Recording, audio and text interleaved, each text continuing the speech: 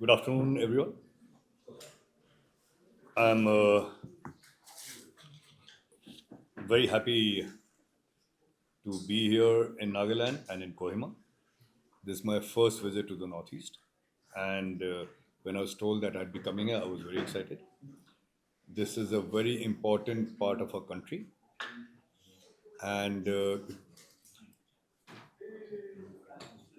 our government, ever since Prime Minister Modi has come into power, we are pursuing all avenues and we are taking all efforts for the development of the Northeast. We see it as an integral and a very important part of our country, and we want to bring it in the mainstream of the development which our country is witnessing now. Our GDP, as you know, has been growing constantly. We are the fastest growing economy in the world, and the current budget presented by Honorable Minister Sitaramanji reflects the aspirations of the people of this country and also the vision of our Honorable Prime Minister for a Viksit Bharat, for an Atmanirbhar Bharat by 2047. This budget has special focus on raising farmers' income. It deals with increasing the output of our middle and small scale industries, how to increase our exports, how to increase our defense production, how to give employment to our people. It also focuses on reducing poverty to zero levels, how to give quality education to the students. They can be either in cities or in far off villages. Quality education to all our children, skilling of our youth, which is our workforce, and the empowerment for women and especially the tribal people. The sectors have been dealt with extensively. I need not go into details on that. This is a landmark budget. It's an important milestone to attaining our objective of becoming a world economic power. It is a milestone towards a journey of becoming an Atmanirbhar Bharat and a Viksit Bharat, which is the dream of our Honorable Prime Minister. We have made significant reforms in the tax structure. We have taken significant efforts for the ease of doing business, to take out the complications so that the industries and our businesses find it even easier for tax compliance. Like I said, we are focused on the agriculture sector, also providing healthcare, universal healthcare and quality healthcare, providing quality education. These are the main thrust of this business of the budget. And also, of course, as in the past, to improve the connectivity in the country, be it our roads, our national highways, our railways, or our air connectivity. We have increased the budget in all these areas substantially, which of course is a very important step into raising the income levels and to raising productivity and to connect all the areas together. So that is the focus of the budget. Our Garib, our Annadata, which is our farmers, our Yuva, which is a youth, and our Nari, which is a women. Focusing on the notice, how do you think the budget would be helpful to the notice? So amongst the Northeast has always been seen as an inaccessible part of the country. And there was a significant divide, not only in the mental outlook, but also in physically in the infrastructure, the connectivity, whether roads, railways, and of course air services. And you'd have seen that in the past years, we have made significant progress as far as Udan, which is a regional aviation scheme. In that, there many airports are being added. Now, this part of the country, this region is connected to the rest of the country in every which way. Many new railway lines and stations have been developed. more airports are planned, and of course the roads are being built. So this is the way we intend to provide development to the remotest part. It can be the northeast or it can be any other area of the country. Coming to the railways, you must be well aware that in the past there were more than 30 trains that used to pass through Dimapur, and presently it has been cut down to hardly 3, 4 trains that stops over in Dimapur railway station, and we don't have any specific train from Dimapur. Starting from Dimapur, the oldest railway station of Nagaland, the first railway station, there is no train starting from Dimapur itself. Earlier there were 4, 5, but which has now been extended to Assam side. But there has been no now. So how does the union government think to? First of all, we must see the reason if what you're saying is, I mean, of course, it must be correct what you're saying. Why were the trains cut down from Dimapur? See, there was a point when there was just one main station to connect an entire region and all the trains would come there. Now, new railway lines have been developed, new stations have been made. So, some of the trains now go directly to those stations. One is that reason. The second reason is that with the more highways being opened up, a lot of people now take the route of the highways. And the third and the biggest important factor is the one scheme, the regional air connectivity scheme. You see so many people now preferring to travel by air than by railways. So what has that resulted in is a loss of traffic in the railways. So of course, as a country, as a good manager of our financial resources, we have to see what areas are being used more, develop those sectors, and if if a sector is being underutilized, then cut expenses from the sector.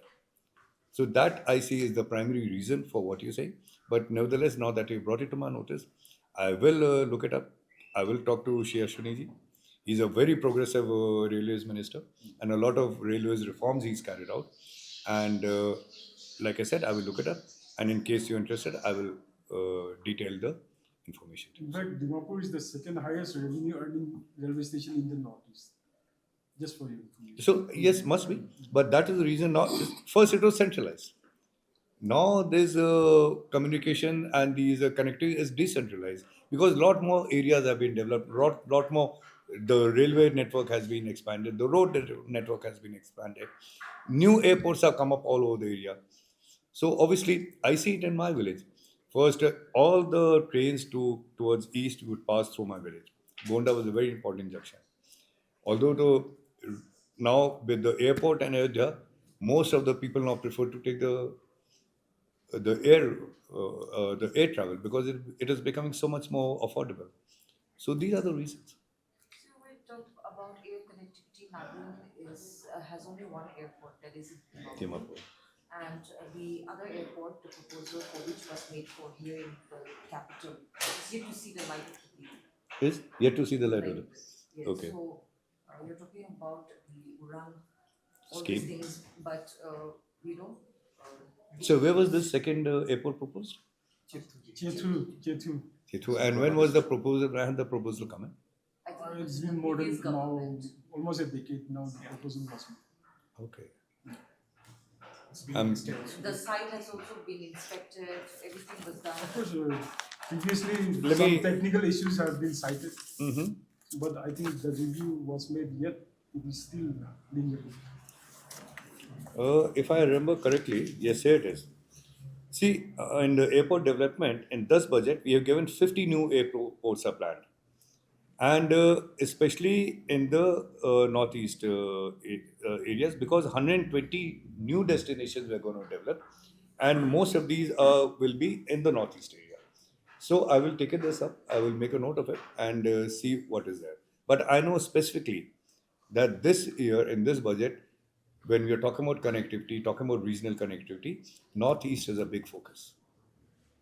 So we'll see what else can be done, or wherever there's a possibility for an airport. Of course, an airport requires certain fundamentals like land, first of all, and the connectivity to that land. So those things have to be taken into account. And if the feasibility exists, I know our government will take up these. Another question is like, if you go through the budget this time, it has made huge announcement for bigger states. The major states, it has huge fund allocations and announcements. But for Northeast in general, it's under donor only the announcement is made. Why is that? Though it is being always claimed that Northeast is a part of the country, but the announcement for funds is put under one ministry, like donor. There is no specific state-specific projects. Why is that so? Because it is easier to administer any development programs through one agency, firstly, initially.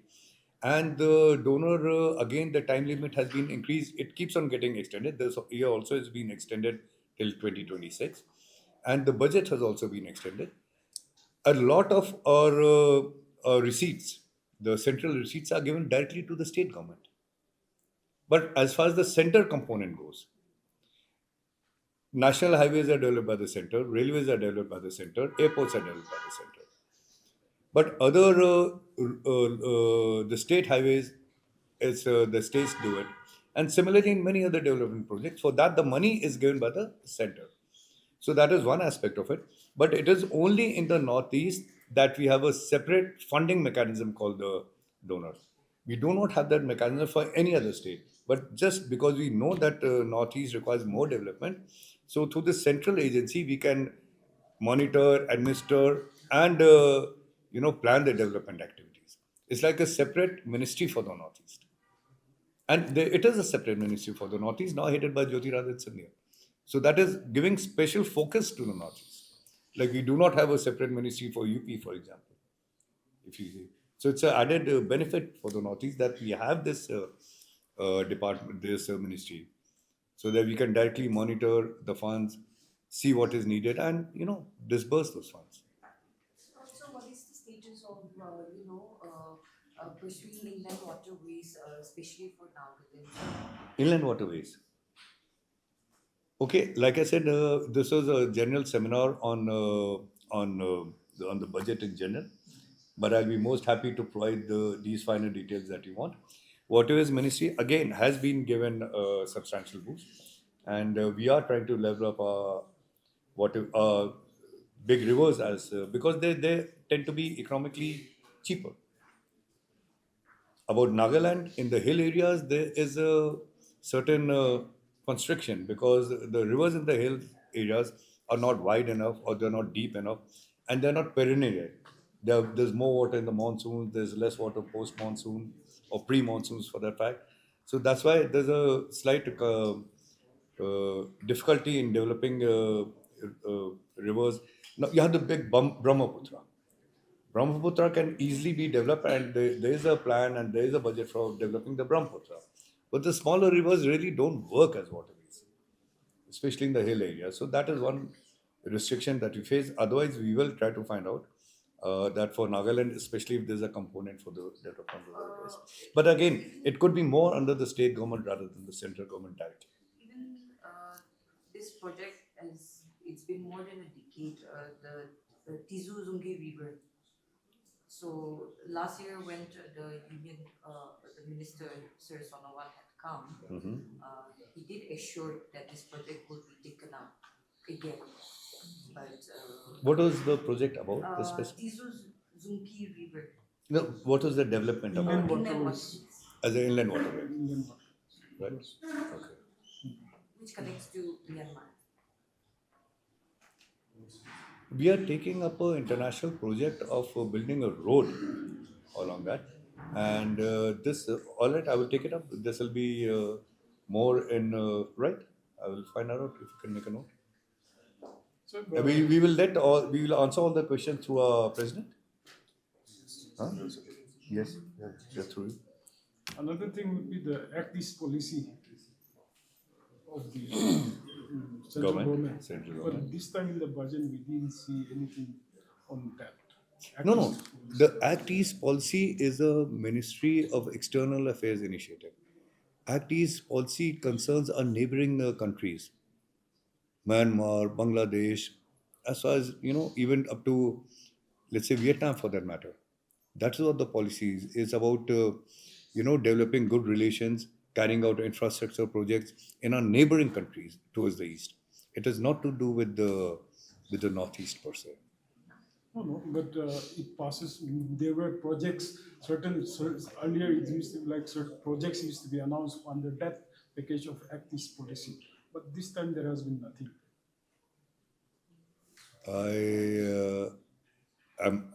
I'm not aware of that. That under Act East policy, if projects are announced, maybe there's a road connecting India now to Thailand. So these kind of international projects could be. So that again go with the finance ministry directly and the external affairs ministry. So right now, I don't think there's any project as such or the need for any project. But like again, you said it has definitely not been mentioned in the budget for that matter. But I will look it up, and because it's a important part of our relations with our neighbor, and I'll see what other projects are planned. We are carrying out some certain line of credit and grant projects in Myanmar, in Bangladesh. Those will continue. So you said this is your first visit to the Northeast. So is Nagaland the first state that you are visiting? Actually, yes, it is. So you were talking about the railway extended allocations and budgets for railways and connectivity. For? For the Railways, yes. For connectivity, and yes. even for the air destinations, as you've mentioned. Yes. Which means more people to this side of the country, but come again to the protected area regime, reimposition of that PAR. Now it looks like even though there are the more people are coming in, that seems going to be a hurdle for the foreign tourists or people coming from outside the country. How will it be? What will be a hurdle for tourists? The reimposition of protected area regime, the FMR. Protected? Area regime. It was imposed since the early statehood days. Means in 1957, it started being imposed in the Northeast, especially the insurgent infested area.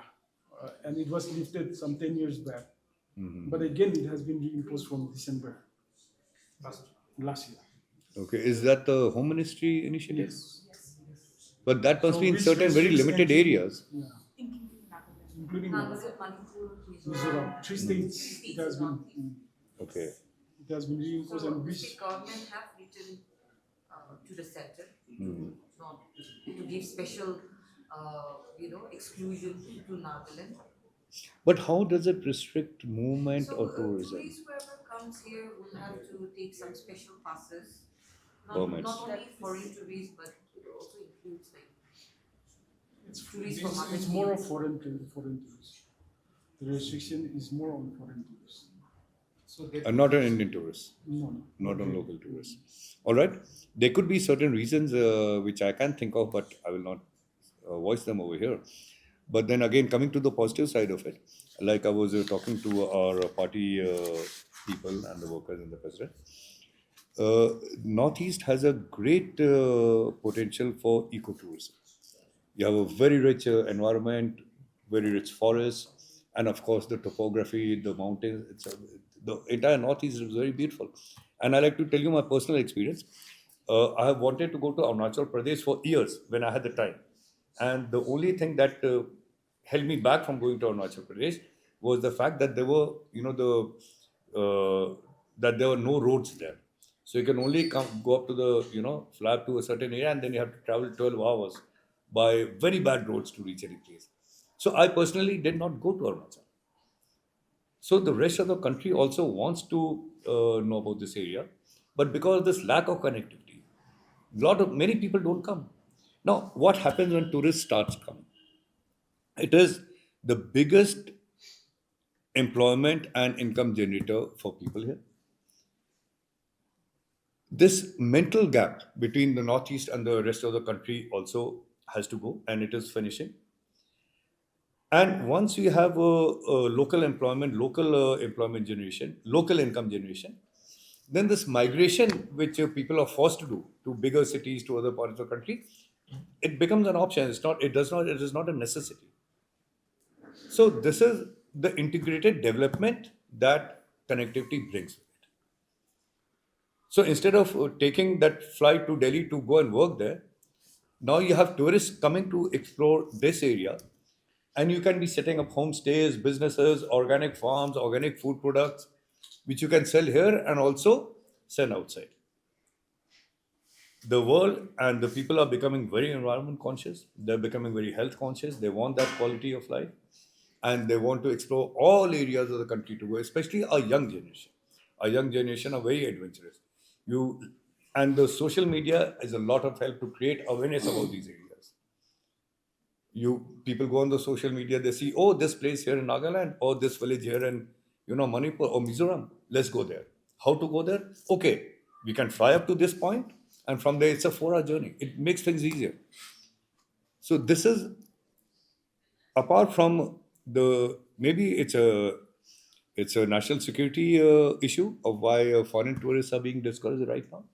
But if the Indian tourists are not being discouraged, that's it's a very connectivity is a very positive development, and you'll see the differences later.